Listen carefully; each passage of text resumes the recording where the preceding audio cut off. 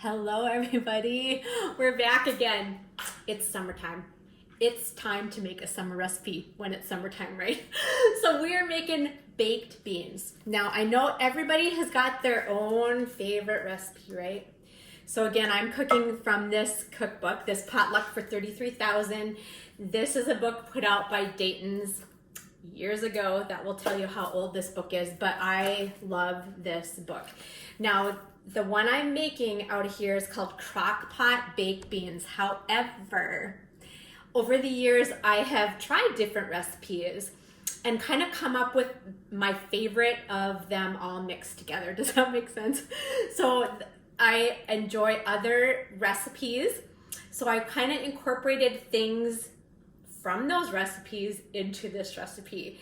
And these are the ones that we kind of gravitate to now. So this is what we're gonna do today. I'm gonna show you what I do or tell you what I do, and you'll kind of laugh too, because that's how I mock up my recipes, right? You mark down what you actually did in the recipe, because it's not always the same. But here we go. Okay, so the recipe, the original recipe calls for hamburger, and that is still wonderful. But the one that I'm doing is gonna be bacon. So we're gonna start out with a ½ pound of bacon. Now I cook mine in the oven, and I cooked a whole pound here, so I only need half. But I like to do that because I don't like the grease mess, okay? So I just stick it on a sheet pan covered with foil and stick it in an oven, like a hot oven, like 400, 425, and then just watch it. So it generally will take about 20 minutes. I flip it a couple times during the whole process, and then it does not give you that stovetop mess. And I am not a fan of that. I'm also not a fan of being covered in bacon grease and smelling like that. So it really cuts down on all that. And that is my go-to on how to do bacon. You can also do hamburger like that too. If you have large quantity of hamburger that you need to fry up, stick it in like a Dutch oven, and then you can just use a potato masher as you go and mash it around in there and bake it off. You wouldn't need that high heat for your oven to do hamburger, but it's also a great way to avoid the stovetop mess. It does work really nice. Another friend clued me into that, and I'm very grateful for her tip. Okay, so there's our bacon, okay?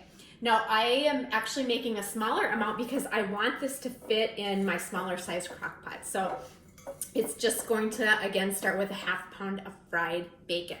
Now, when I fried that bacon, of course you have that tin foil that's full of bacon grease. Now it also calls for some onion.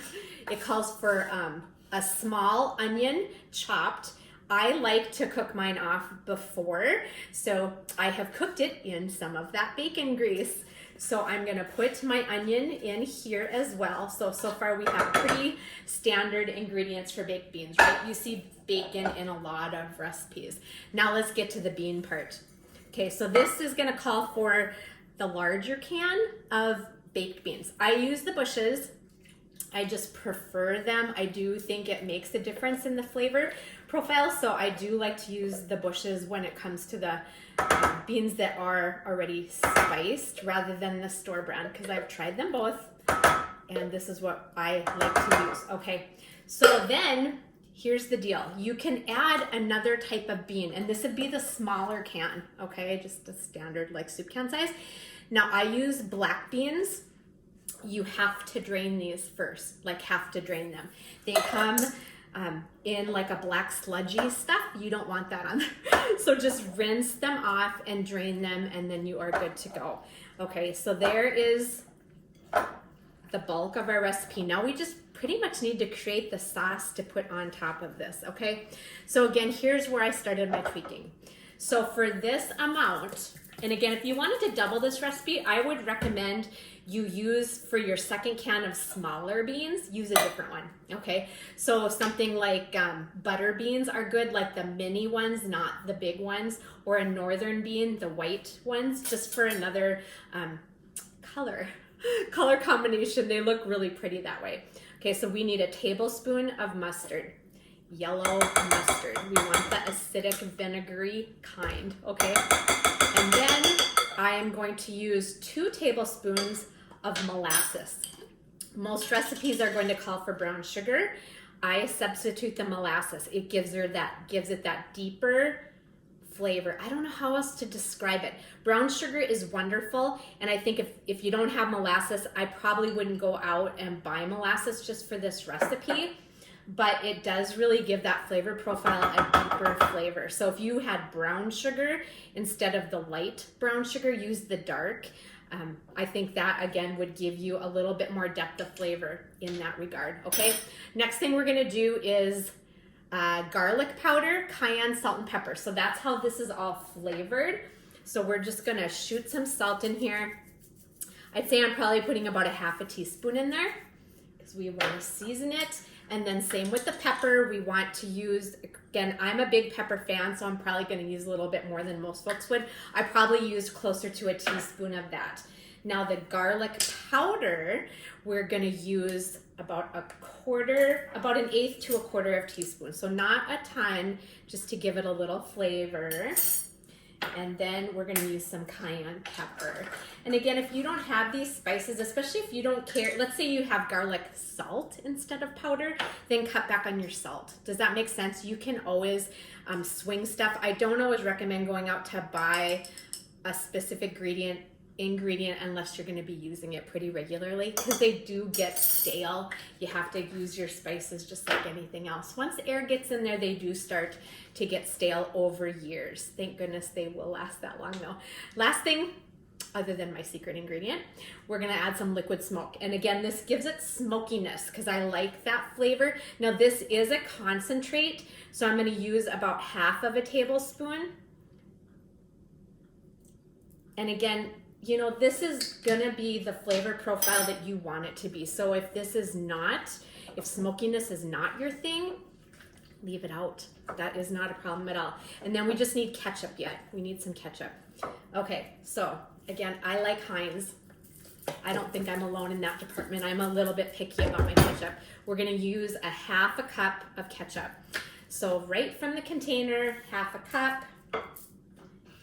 And then I have one more thing, and this is where I have definitely blended two recipes together, because again, I like the depth of flavor that my last ingredient is going to bring. But there is our ketchup, and the last thing is bourbon. And no, I am not kidding. The alcohol, the liquor flavor, you won't get the liquor flavor, but you do just get a sweetness, and it just adds some something. Do you know what I mean? It's really good. So we're gonna grab that. Okay, so again, I use this in a lot of marinades, so I do have a larger container that probably will last me half of my lifetime. Now for this, I'm gonna add about 2 to 3 tablespoons, okay? It's not a science, again. We are cooking and not baking, and that is the difference. Where you can get away with stuff like this, that is it.